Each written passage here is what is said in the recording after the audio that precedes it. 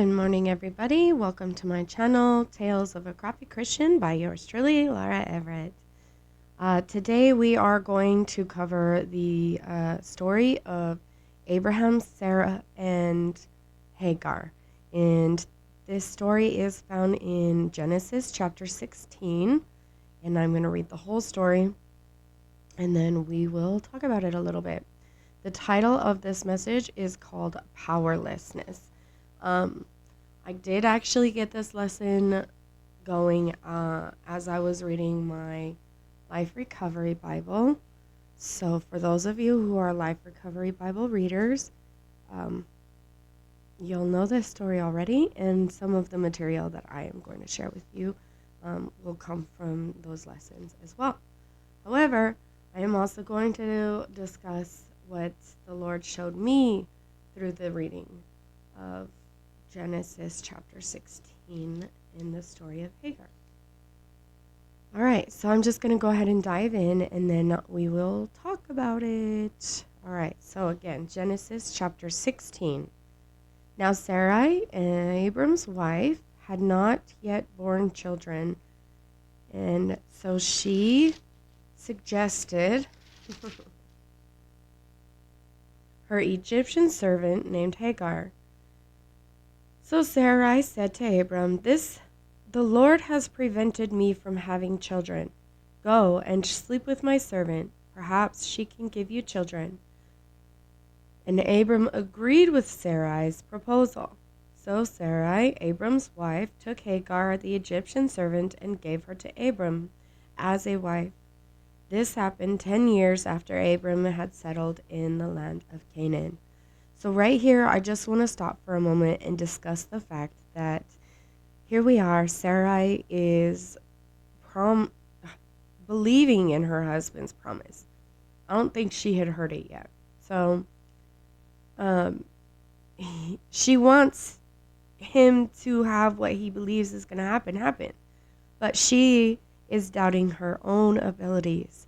And so since she doesn't think that she is capable of fulfilling God's promise for her husband, she starts trying to do what so many of us human beings do, taking the power into our own hands. But her powerlessness was over whether or not she could get pregnant, right? As human beings, we want control over everything. So in order for her to have control over all this and feel like she had some sort of power over it, she decided that she was going to figure out how to get this child for Abraham, or for Abram at the time. But let's go ahead and read on. So Abram had sexual relations with Hagar, and she became pregnant. But when Hagar knew she was pregnant, she began to treat her mistress Sarai with contempt. So now we have Hagar in the middle of all of this. And in those days, if you laid with a woman, she became your wife, especially if she became pregnant and was pregnant with your heir. You were not, it's not like it is today where you can just wham bam, thank you ma'am, and move on to the next one. It wasn't like that back then. Back then, if you laid with a woman and she became pregnant, you were responsible for her the same as every other wife in your life. So there wasn't, there was, because there is no sin that's new today that wasn't then. But the common practice was to marry the woman you laid with, especially if the goal was to have a baby. So for Hagar to continue to be treated like a servant woman, her or Sarai's handmaiden, I'm sure that she was feeling a little contempt. And when I looked up the word contempt, the visual I got is actually like, yeah, she can't have babies, but I can. I can have babies. So Hagar's treating her this way. But really, we know as human beings that when we treat other people that way, it's because we have some sort of level of expectation on how they should treat us. And if they're not treating us that way, we have contempt for them. All right, let's read on. Then Sarai said to Abram, "This is all your fault. I put my servant into your arms, but now that she's pregnant, she treats me with contempt. The Lord will show you who's wrong, you or me." So here we are again with Sarai, and she decided, it was her decision, that she was going to control the events, and she was going to offer her handmaiden to her husband as a wife. And now she's mad at him for doing what she suggested, and now it's all his fault too. But if you ask me, they're all wrong. I think that Hagar is mostly a victim in all of this, even though her responses are incorrect. No one asked her if she wanted to lay with him, or at least we don't read about that, right? And then no one asked her if she wanted to stay a servant woman after she should, by all rights, have a household and servants of her own now, right? So, but then so is Sarai, because Sarai is a victim of her circumstances, and that she knows that Abram is clinging to this dream that he was given by God, and her powerlessness is that she can't make it come true in her own power.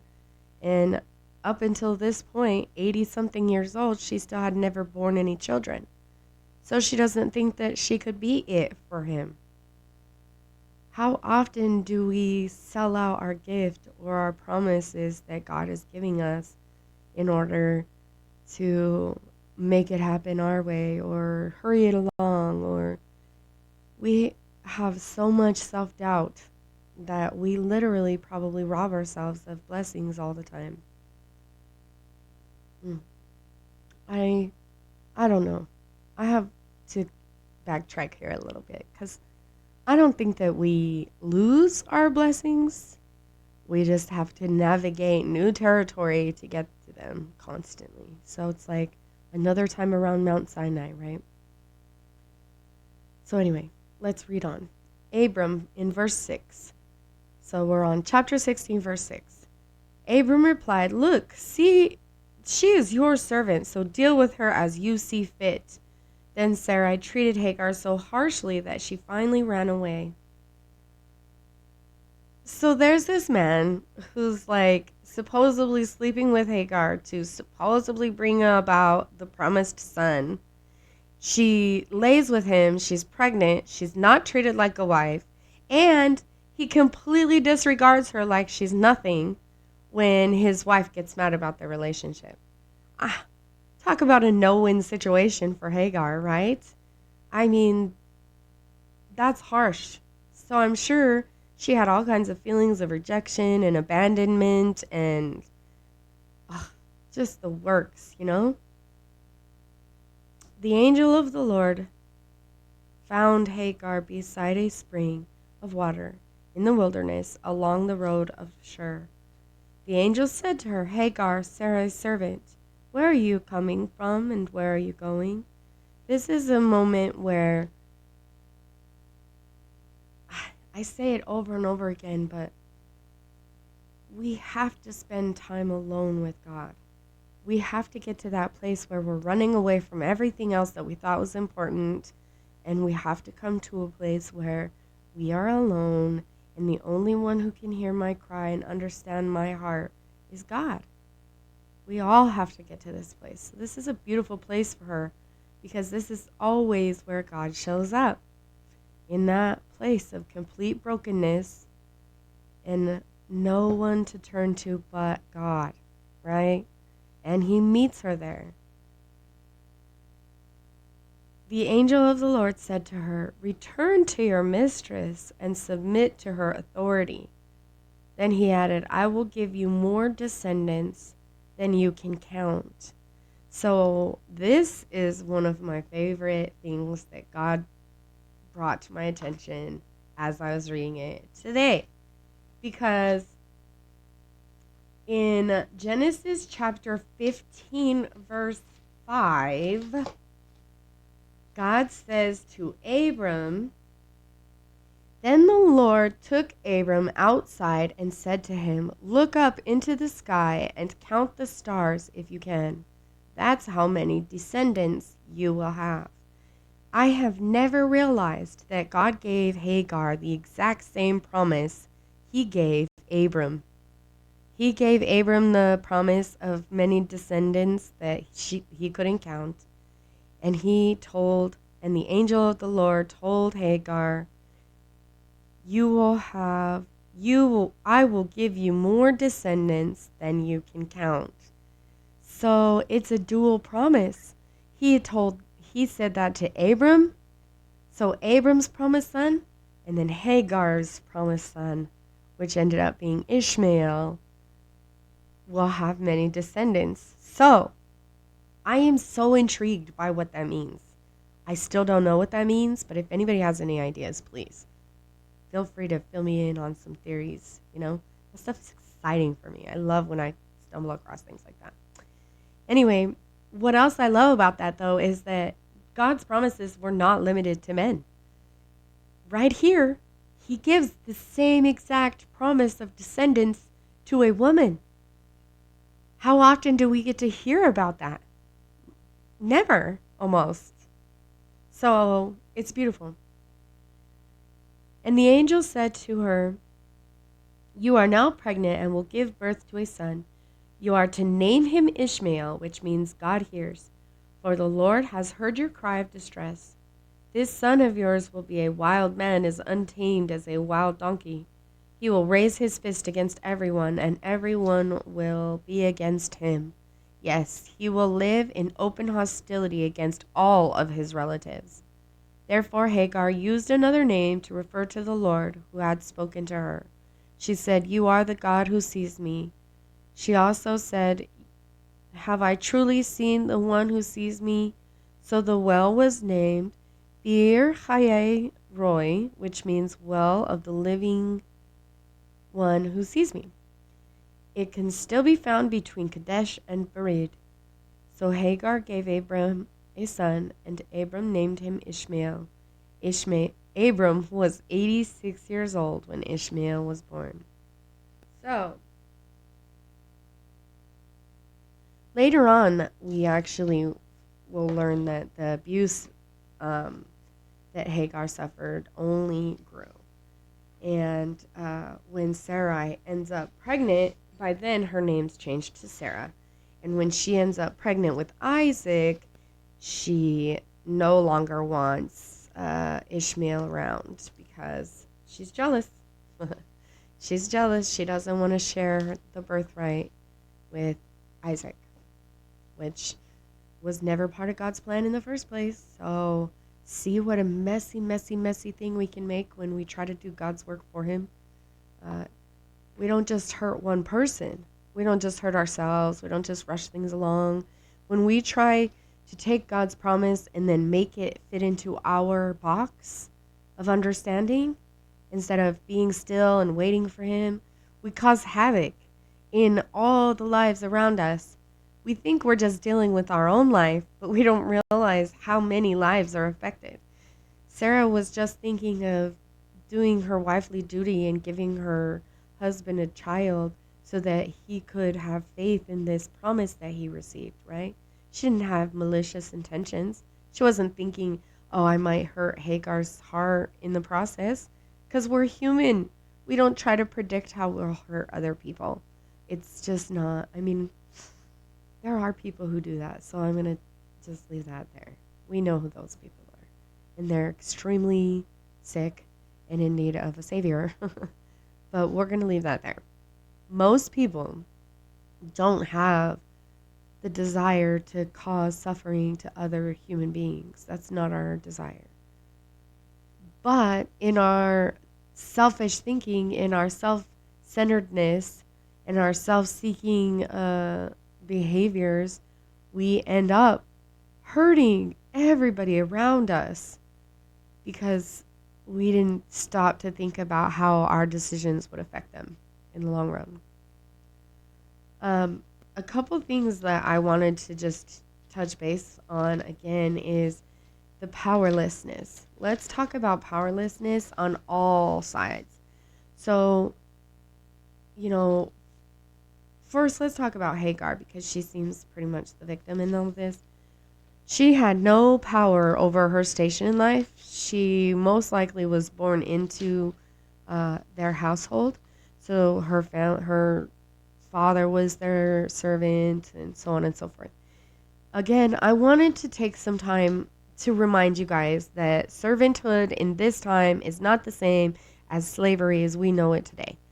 Servanthood in that time is where Abram had lots of flocks and lots of other people who were part of his community. And so when he left, when he traveled, his whole caravan traveled with him. And so it's almost like if McAllister, Oklahoma, just decided to up and pack up and move somewhere else. That's how things were done back then. People didn't establish themselves until later. So anyone who came under part of that caravan became a servant. In other words, they served Abram and his family with whatever talents or abilities they had to give. Some were cooks, some were, blacksmiths, some herded the sheep. Anyways, it was Abram's responsibility to feed, clothe, and house anyone who was his servant.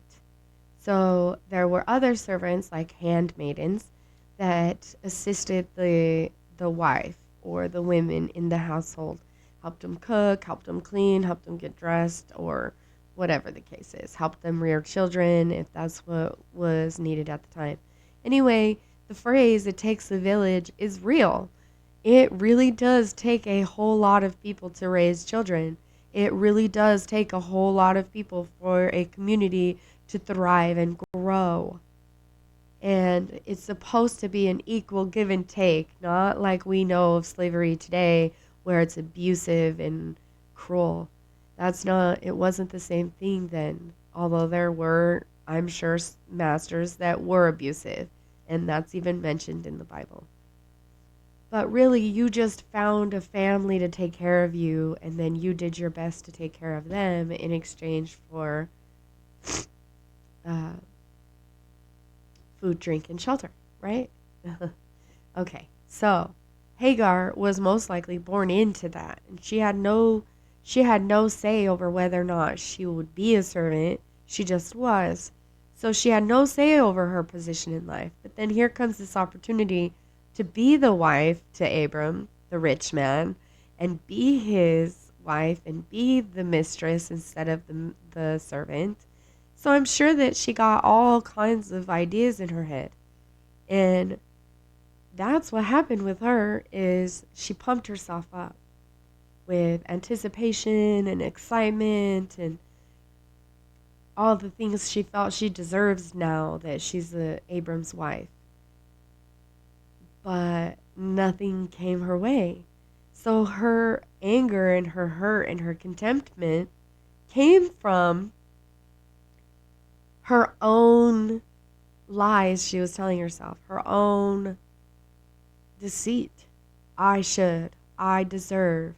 How often do we get stuck in that place of, I don't deserve to be treated that way. I deserve to be talked to this way. I deserve this, or I don't deserve that. Well, guess what? It doesn't matter what you deserve because we can't control how other people treat us.